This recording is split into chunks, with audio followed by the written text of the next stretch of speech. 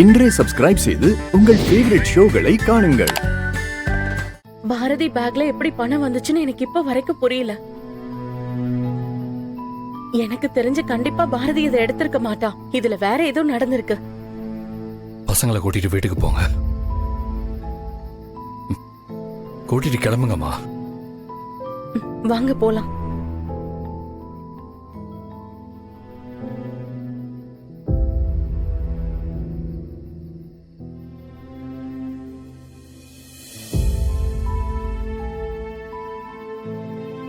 Uncle, எங்க அம்மா ரொம்ப நல்லவங்க. அவங்க தப்பே பண்ண மாட்டாங்க. அப்படியே தப்பு பண்ணாலும் உடனே சாரி கேட்டுருவாங்க. என்கிட்ட அக்கா கிட்டலாம் அந்த மாதிரி நிறைய தடவை சாரி கேட்டிருக்காங்க. எங்க அம்மா ரொம்ப நல்லவங்க அங்கிள்.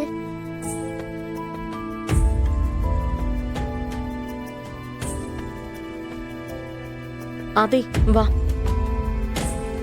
வாங்க போலாம். அம்மா,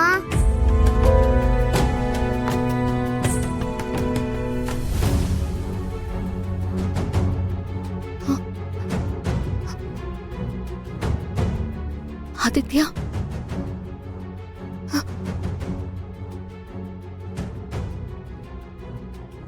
தமிழ், ஆதித்யா, இங்க எதுக்குடா வந்தீங்க? போலீஸ் அடிச்சாங்களாமா?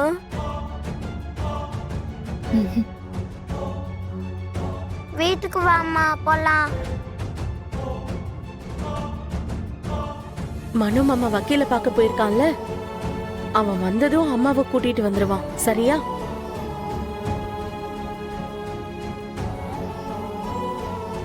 என்னாச்சு பாரதி? நேத்து என்னதான் நடந்துச்சு? தெரியலம்மா, என்ன நடந்துச்சு, இதெல்லாம் ஏன் நடந்துச்சுன்னு எனக்கு எதுவுமே தெரியல. எனக்கு ஒண்ணுமே புரியல. இப்ப வரைக்கும் அந்த பணம் எப்படி என் பேக்குள்ள வந்துச்சுன்னு சத்தியமா எனக்கு தெரியலம்மா. யோசிச்சு பாருங்க பாரதி.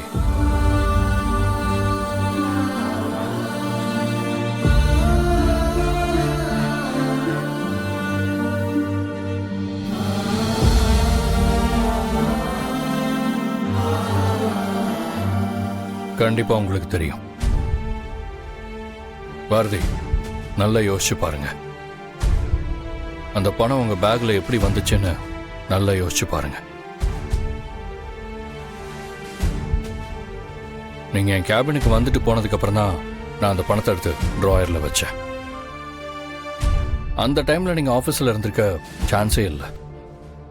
ஏன்னா நான் திரும்பி வரும்போது நீங்க ரிசைனிங் லெட்டரை கொடுத்துட்டு போயிட்டீங்க.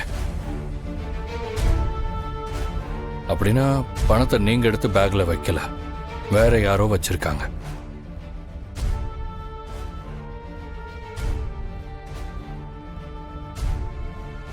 யோசிச்சு பாருங்க பாரதி. நீங்க ஆபீஸ்ல வச்சு பேக்கை பார்த்தப்போ உள்ள பணம் இருக்கிற மாதிரி தோணுச்சா? இல்ல ஆதி, எனக்கு நல்லா ஞாபகம் இருக்கு. என் கார் கீயை நான் ஹேண்ட்பேக்ல தான் வச்சிருந்தேன். அதை எடுத்தப்ப கூட பேக் உள்ள பணம் இருந்த மாதிரி எனக்கு தோணல. அப்போ ஆபீஸ்லயும் யாரும் எடுத்து வைக்கல.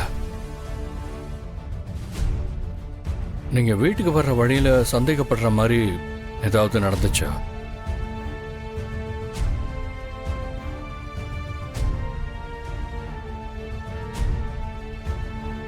பாரதி, நல்லா யோசிச்சு பதில் சொல்லுங்க. சந்தேகப்படுற மாதிரி எதுவுமே நடக்கல. நான் நேரா அப்படியே வீட்டுக்கு தான் வந்தேன்.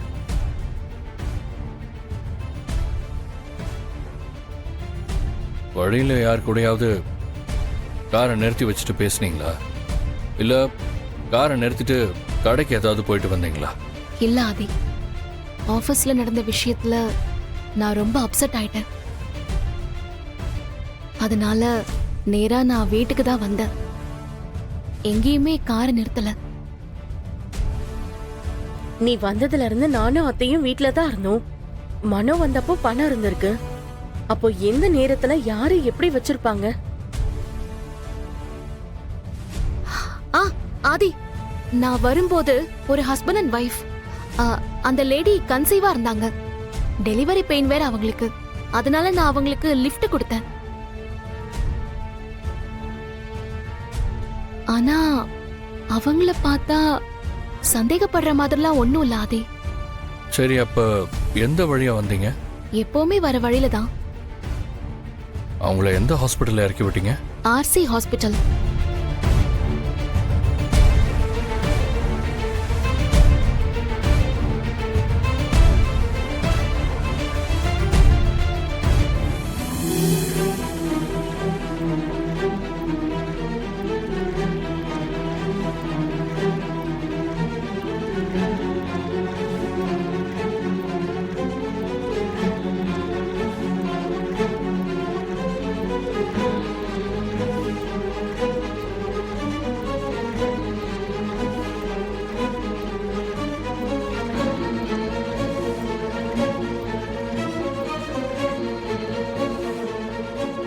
உதயா, ஃப்ரீஸ் பண்ணுங்க அப்படியே.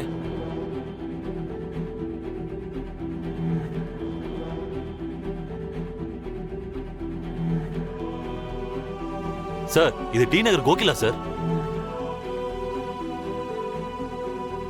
சார், இவ சரியான ஃப்ராட் சார்.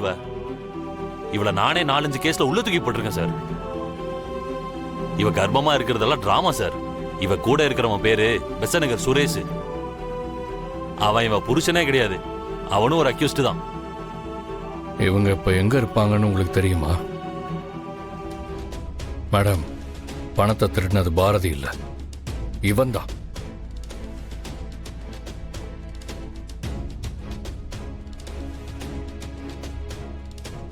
இந்த ஆளு சொல்லிதான் இவங்க 2 பேரும் பணத்தை எடுத்து பாரதியோட ஹேண்ட்பேக்ல வச்சிருக்காங்க.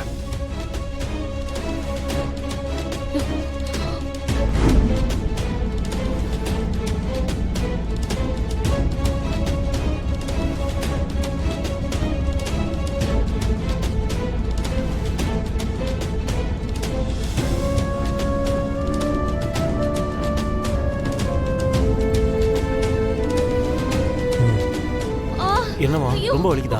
ஒன்றும் இல்லைம்மா, ஒன்றும் இல்லை, ஒன்றும் ஆகாது. கொஞ்சம் பொறுத்துங்க.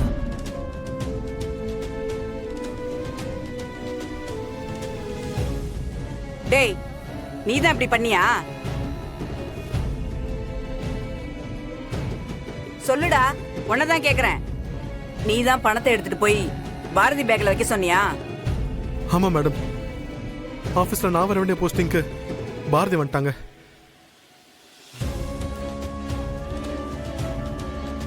அந்த கோவத்தில் தான் அப்படி பண்ணிட்டேன் மேடம். ஏண்டா ராஸ்கல், திருட்டுத்தனம் பண்ணிட்டு ஒரு அப்பாவி பொண்ணு மேல பழிய போட்டிருக்க. உன்னெல்லாம் சும்மா விடக்கூடாதுடா.